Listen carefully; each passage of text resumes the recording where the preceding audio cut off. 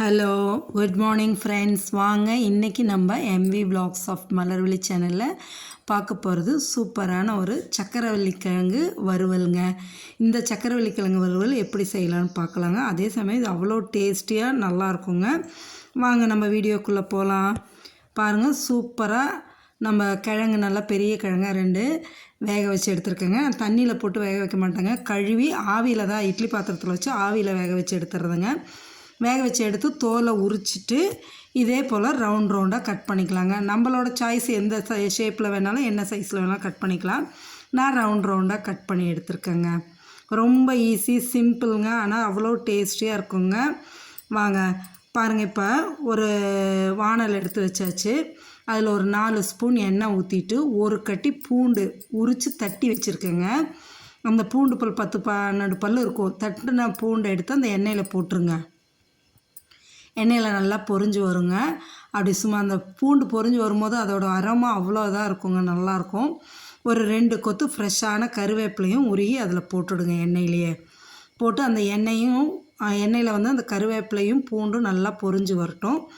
பொரிஞ்சு வந்ததுக்கப்புறமா என்ன பண்ணுறீங்கன்னா, அப்படியே ஃப்ளேமை வந்து சிம்மில் வச்சுருங்க. தீயை ஃபுல்லாக குறைச்சி வச்சுடுங்க. குறைச்சி வச்சுட்டு இதுக்கு தேவையான தூளெல்லாம் நம்ம போட்டுக்கலாங்க. ஏன்னா ஃப்ளேமில் வச்சு போடும்போது பொடி கருகுனா டேஸ்ட்டே மாறிடும்.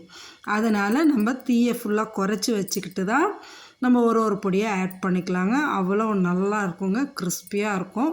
வாங்க இப்போ தீயை குறைச்சி வச்சாச்சுங்க. ஒரு 1/2 ஸ்பூன் மஞ்சத்தூள் போட்டுக்குங்க. போட்டுட்டு இதோட பார்த்திங்கன்னா இது கரம் மசாலா, அது ஒரு 3/4 ஸ்பூன் போட்டுக்கலாங்க. நான் எடுத்துருக்கிற கிழங்குக்கு அளவுங்க. கரம் மசாலா போட்டாச்சுங்க. அதுக்கப்புறம் நல்லா ஸ்கூப்பாக 1 ஸ்பூனுக்கு மிளகாத்தூளுங்க, அதையும் போட்டுக்குங்க. போட்டுட்டு இதுக்கு வந்து தேவையான அளவு உப்பு, இந்த இதுக்கு மட்டும்தான் உப்பு போட போகிறோங்க. கொஞ்சமாக உப்பு போட்டுட்டு அப்படியே அந்த எண்ணெயில் நல்லா அந்த பொடியெல்லாம் பொரிஞ்சு வரணுங்க. அந்த அளவுக்கு கலரும் மாறிடக்கூடாதுங்க. பொறுமையாக வறுத்து விடுங்க. வறுத்து விட்டுட்டு அந்த உப்பையும் போட்டுருங்க இதுலேயே. அப்போ தான் நம்மளுக்கு கிழங்குல வந்து ஈவனாக வரும். சரிங்களா? நம்ம கிழங்கு உப்பு போட்டு வேக வைக்க கிடையாது, அதுக்காக தான். நல்லா ஈவனாக வரத்துக்காக இதில் வறுத்து விட்டுருங்க, கலக்கி விட்டுடுங்க.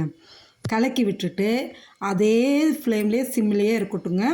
இப்போ கிழங்கு எடுத்து ஒரு பீஸாக நம்ம அடுக்கி விட்டுறலாங்க. அந்த எண்ணெயில் அந்த பொடியெல்லாம் கலந்துருக்கோம் இல்லையா, மஞ்சத்தூள், கரம் மசாலா, மிளகாத்தூள், உப்பு எல்லாம் அதில் எடுத்து அடுக்கி விட்ருங்க. அந்த பூண்டு, கருவேப்பிலை, இதோட ஸ்மெல்லெல்லாம் அவ்வளோ சூப்பராக வருதுங்க. நீட்டாக அடுக்கி விட்டுட்டு தீயை கம்மியாகவே வச்சுக்கோங்க. வச்சுட்டு பொறுமையாக மீடியம் அடுக்கினதுக்கப்புறம் கொஞ்சம் மீடியம் ஃப்ளேமில் வச்சுருங்க. மீடியம் ஃப்ளேமில் வச்சுட்டு பொறுமையாக நம்ம அப்படியே பேன் எடுத்து அப்படியே குலுக்கி விட்டிங்கனாவே, குலுக்கினா மேலே கீழே இல்லை, அப்படியே சைடு வேக்காக குலுக்கி விட்டோம்னாவே எல்லாம் அப்படியே கலந்து வருங்க ஈவனாக. அதுக்கப்புறம் என்ன பண்ணுறோம், ஒரு 2-3 நிமிஷத்துக்கு அப்புறம் பெரட்டி விடணுங்க. அதையே பாருங்கள் எந்த அளவு. இப்போ மீடியம் ஃப்ளேம் வச்சாச்சுங்க. பொரிஞ்சு பாருங்கள், இந்த அளவு அப்படியே சைடில் கலக்கி விட்டிங்கன்னா ஈவனாக எல்லாம் கலந்து வரும். அதுக்காக தாங்க. அப்படியே என்ன பண்ணுறீங்க, இப்போ பெரட்டி விடணுங்க. ஒன்றா பெரட்டி விட்டிங்கன்னா இந்த பக்கம் இதாகும். திரும்ப ஒரு 2-3 நிமிஷம் விட்டு திரும்பவும் பெரட்டி விடுங்க. இப்படி 2 சைடும் நம்ம திரும்ப பெரட்டி விடும்போது மேலே நல்லா கிறிஸ்பியாக வந்துடும், உள்ளார நல்லா சாஃப்டாக இருக்கும். சாப்பிடும்போது அவ்வளோ டேஸ்டியாக இருக்குங்க. இதை நீங்கள் வந்து சாப்பாட்டுக்கு சைட் டிஷ்ஷாகவும் கொடுக்கலாம், இல்லை ஈவினிங் காஃபிக்கு ஒரு சைடு ஸ்நாக்ஸாகவும் கொடுக்கலாங்க. அவ்வளோ டேஸ்டியாக இருந்ததுங்க. காரசாரமாக சூப்பராக இருந்தது. நீங்களும் செஞ்சு சாப்பிடுங்க. Okay, thanks friends.